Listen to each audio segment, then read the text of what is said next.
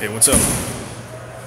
So I'm here at Coliseum. No, I haven't told you guys about this yet, but I have an injury to my wrist, so I can't do Olympic lifts. So today I'm going to be deadlifting in the arena. Let's check it out.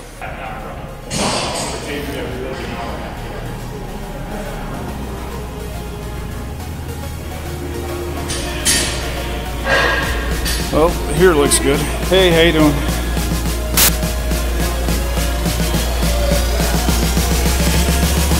I guess let's do this shit, huh? I'm gonna flip.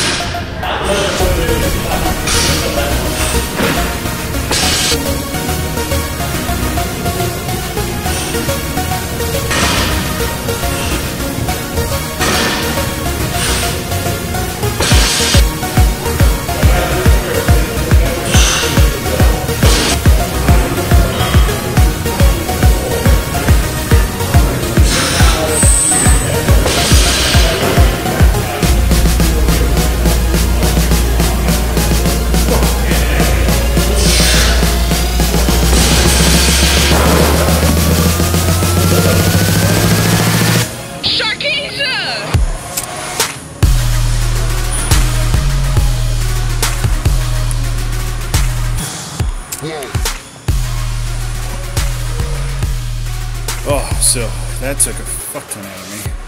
It was kind of fun.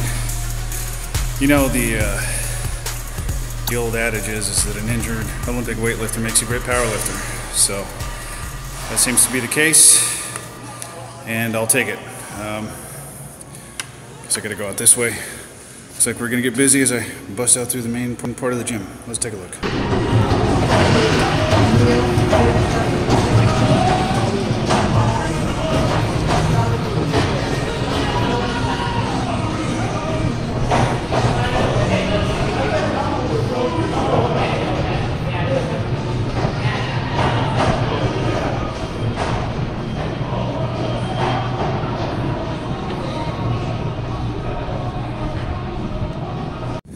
Yes, absolutely beautiful day out here in Maryland.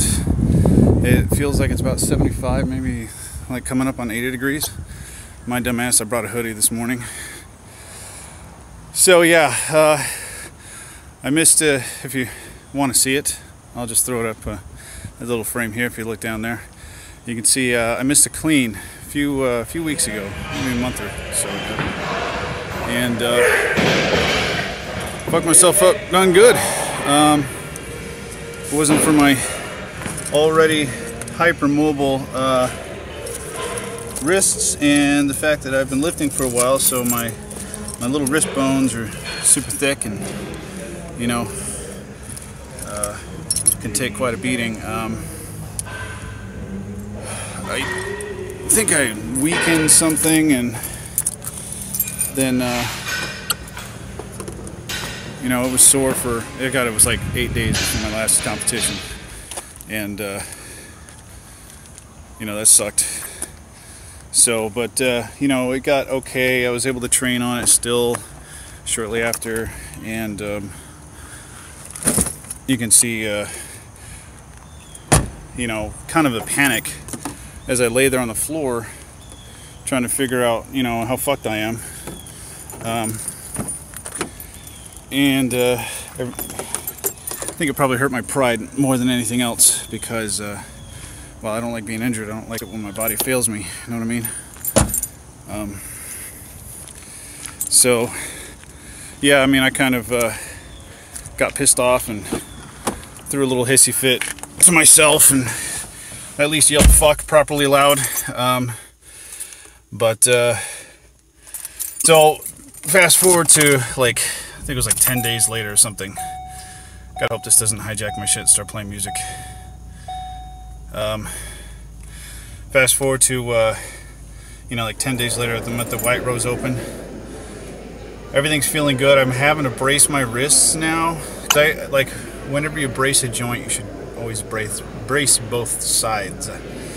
So, I get into my second clean and jerk, and I hit the jerk, and it's so super solid. And I stand up with it, and I feel my right wrist, like, giving. Like something gave in my wrist, and it started to roll back further than it's supposed to. But then it stopped again, and it didn't, like, it hurt at the time, but afterwards it didn't hurt, and I thought my wrist was going to be completely destroyed, like super sore, and then it was like perfectly fine. Like immediately after, like the day after and the second day after competition, then I went and tried to train. Now I couldn't even put the barbell over my head, and it's been that way since. So I'm thinking something was weakened, strained in the initial injury, and then at White Rose I actually tore something, and it's got to be like one specific ligament, because for the most part my wrist joint's very stable,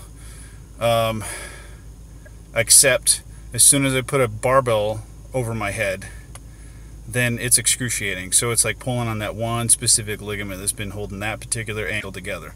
Now I'm no orthopedic surgeon. I am a nerd. I'm a physiology nerd. Especially those of you guys that know me know that about me, that I will overthink the fuck out of anything.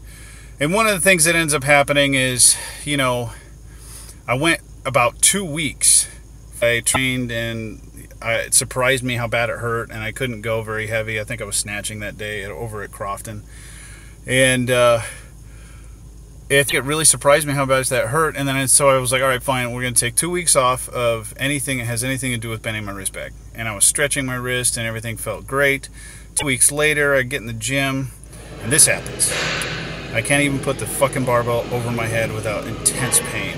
You can see it in my face. You can see a combination of fear and panic and surprise and anger and a whole bunch of different emotions that, as well as the pain itself. You can see all that in my face. And, Is it accessory, or I went in there with no expectations, so I didn't like completely lose my shit the moment I had that pain, but it certainly wasn't fun. So that happened, and that night was really, really hard for me, and that kind of brings me to the point I wanted to get at. I know a lot of you guys click here to watch my workout videos, and that's fine and great, but my girl Laura kind of held up a difficult mirror for me last week, kind of letting me know that I get a little apocalyptic when I'm injured, and there is a large emotional component to being injured, to injury, when you are a performance athlete. When either you're a performance athlete or working out is like your life, like it's what keeps you sane, it's what keeps you from, it keeps you off the streets, it keeps you out of drugs, it keeps you healthy, it's what you feel like is keeping you alive, right? And for me, weightlifting is kind of both of those things. It is my therapy.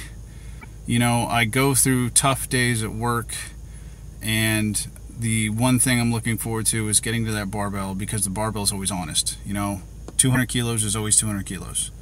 Whatever it is, doesn't matter. Never changes, never lets me down. It's always going to be there. And so when I was faced with the idea of not being able to do that anymore, it really, really got to me.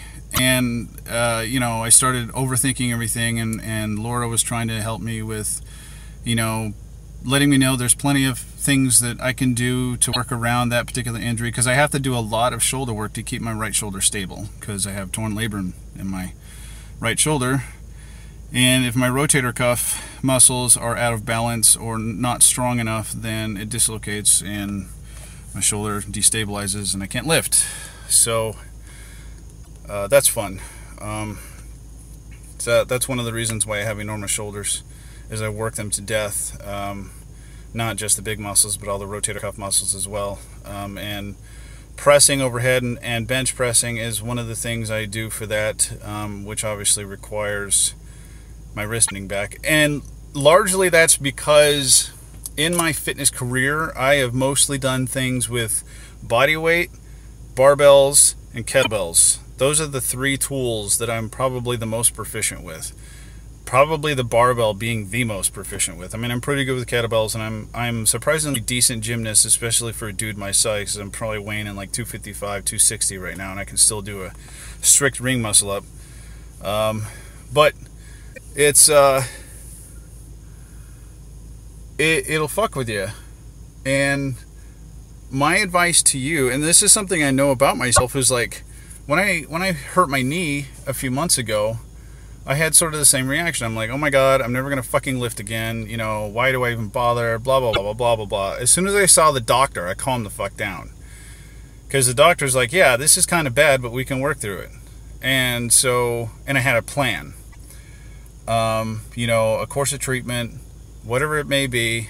So my invitation to you is, if you get injured, have a plan. Make a plan. Know what you're going to do, because if you don't have a plan, you're going to lose your shit.